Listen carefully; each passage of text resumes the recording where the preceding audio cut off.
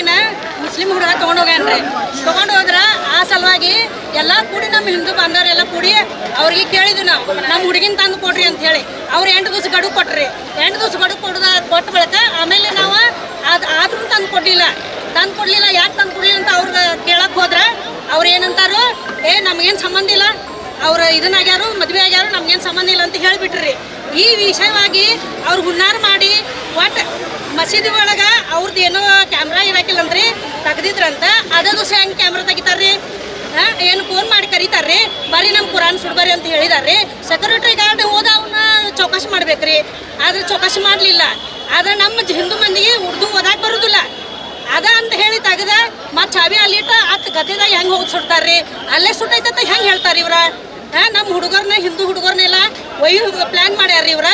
ಮತ್ತು ಈಗ ಇದ್ರ ಬಗ್ಗೆ ನೀವು ಭಾಳ ಕಾಳಜಿ ವಹಿಸಿ ನಮಗೆ ನ್ಯಾಯ ಕೊಡಿಸ್ಬೇಕ್ರಿ. ನಮ್ಮ ಹುಡುಗರ್ನ ಓದಿ ಎಲುಗಿಲು ಮುರಿದ್ರೆ ತಂದೆ ತಾಯಿನ ಯಾರು ಸಾಕ್ಬೇಕ್ರಿ? ಇದನ್ನು ನೀವು ವಿಚಾರ ಮಾಡ್ಬೇಕ್ರಿ.